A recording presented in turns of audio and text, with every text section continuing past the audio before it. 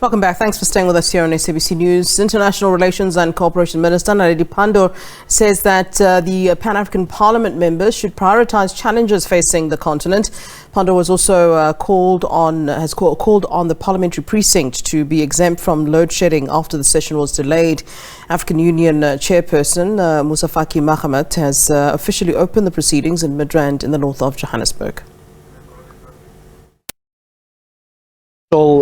Proceedings really just kicked off here, the Pan-African Parliament, of course, with a very clear message from the AU Commission Chair Moussa Faki Mahamat, talking about a renewal of the institution that has really been facing a myriad of challenges. We saw the pandemonium erupting here last year. But of course, joining us now is Minister of International Relations.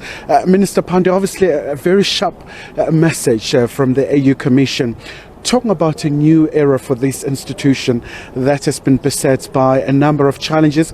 As a host country, I mean, what do you make of the very sharp reminder from the Commission?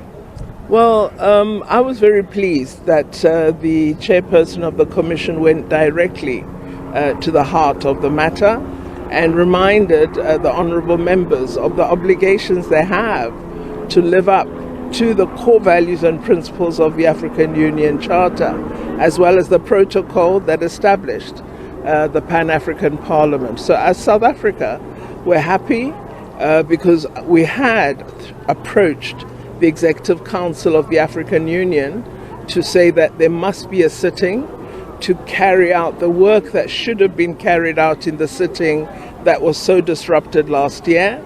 And we emphasize South Africa's commitment to the AU institutions that we host in South Africa, and that we would want the Pan-African Parliament to live up to the goal for which it was established. So I'm really glad that we now have a sitting, and I decided I would want to be here. I've just arrived back home this morning, but I felt I wanted to be here just to see the process getting underway.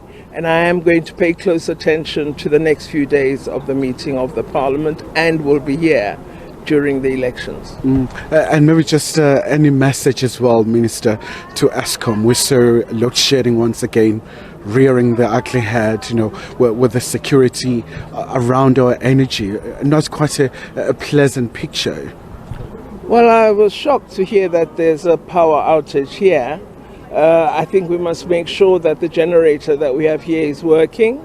And really we want to encourage Eskom to continue to look for solutions, because the constant power outages have become rather an embarrassment, and I think a drain on the progress of our economy. So it's vital that we do ensure that we find solutions that are sustainable and that will help us to provide the energy that every citizen and every business requires. And just before I let you go, Minister, a critical time where this session is happening, you know, a myriad of challenges, from the rising energy prices to food insecurity. What should you say to the MPs to understand the gravity of this particular phase?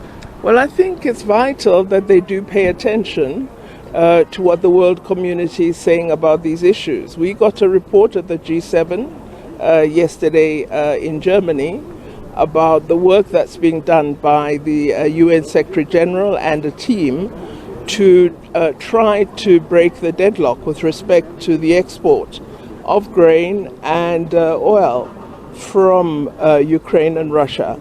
So they are making progress. I think as MPs we should be paying attention to that. Several African countries are impacted by the sanctions that have been imposed on Russia.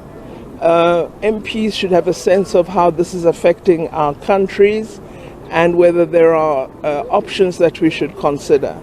There are also a number of undertakings by developed countries that they will provide support for sourcing food to avoid the levels of famine and starvation